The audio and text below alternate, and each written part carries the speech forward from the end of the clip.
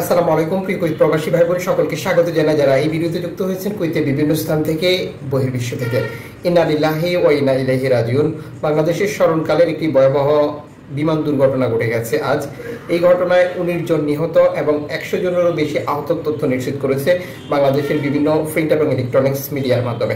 সোমবার এই ঘটনাটি ঘটেছে, যেটা উত্তরার মাইলস্টোন স্কুল অ্যান্ড কলেজে বাংলাদেশ বিমান বাহিনীর একটি প্রশিক্ষিত বিমান প্রশিক্ষণ চলাকালীন, যেটা বিমানটি স্কুলের ক্লাস চলাকালীন ভেঙে পড়েছিল ক্লাসের উপরে।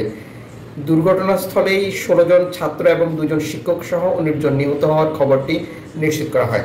স্কুল চলাকালীন উড্ডয়নের কিছুক্ষণ পরই এই দুর্ঘটনাটি ঘটে, যার ফলে প্রচণ্ড বিস্ফোরণ এবং অগ্নিকাণ্ডের ঘটনা ঘটে। প্রধানমন্ত্রী মোহাম্মদ ইউনূস জাতীয় শোক দিবস ঘোষণা করেছেন, যেটা তাৎক্ষণিক তদন্তের নির্দেশনা দিয়েছেন। ঘনবসতিপূর্ণ এলাকা হওয়ার কারণে দুর্ঘটনার ফলাফলে এত মৃত্যুর রেকর্ড দেখেছে বাংলাদেশ, যেখানে বুঝতে পারছেন যে কোমলমতি শিশুরা যারা স্কুল ক্লাস শেষ সময়ে বাসায় ফিরে যাওয়ার জন্য অপেক্ষা করছিল, আর তখনই এই দুর্ঘটনাটি ঘটে। একটার পরে বিমানটি উড্ডয়নের পরেই বিমানের যান্ত্রিক ত্রুটি দেখা দেয়। এরপরই বিমানটি নামানোর চেষ্টা করছিল প্রশিক্ষক, যেটি নিশ্চিত করেছে বাংলাদেশের বিভিন্ন মাধ্যম থেকে। এই দুর্ঘটনায় নিহত প্রত্যেকের বিদায়ী আত্মার মাগফিরাত আমরা কামনা করছি এবং পরিবারগুলোর জন্য আমাদের পক্ষ থেকে সমবেদনা।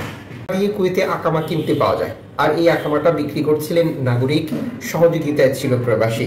এই ধরনের একটি বড় ঘটনার বিস্তারিত প্রকাশ করেছে স্বরাষ্ট্র মন্ত্রণালয়।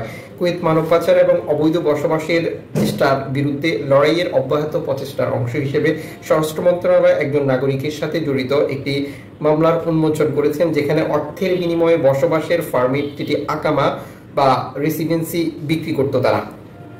আকামা লাগিয়ে দিয়ে তাদের কাছ থেকে নগদ অর্থ হাতিয়ে নিত। 25টি কোম্পানির পক্ষে কাজ এবং আরও 4টি সংস্থার সাথে সংযুক্ত এই কার্যক্রমের সম্পূর্ণটা উন্মোচন করেছে কর্তৃপক্ষ।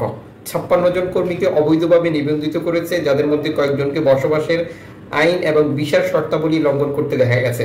জিজ্ঞাসাবাদের পর সন্দেহভাজনরা স্বীকার করেছে যে তারা এই ধরনের কার্যক্রমের সাথে যুক্ত ছিল। ঘটনার সাথে যুক্ত ছিলেন সিরিয়ান এবং ভারতীয় জাতীয়তার লোকজন। 350 দিনার থেকে 1200 দিনার পর্যন্ত অর্থের বিনিময়ে তারা এই কার্যক্রম পরিচালনা করত। জড়িত সকল পক্ষকে ব্যবস্থা নেওয়ার জন্য আরও তদন্ত অব্যাহত রেখে ঊর্ধ্বতন কর্তৃপক্ষের কাছে রেফার করা হয়েছে বলে স্বরাষ্ট্র মন্ত্রণালয় নিশ্চিত করেছে। আশাবাদী যে আমাদের সকল ভাই বোন সতর্ক এবং সচেতন থাকবেন। এই ধরনের প্রতারক চক্র, প্রতারক কোম্পানি বা ভুয়া ব্যক্তি বিশেষের প্রচারণায় পড়ে বা তাদের ফাঁদে পড়লে আপনার প্রবার জীবন শেষ হয়ে যাবে। যুক্ত থাকুন এভাবেই নিত্য নতুন আপডেট তথ্য জানার জন্য।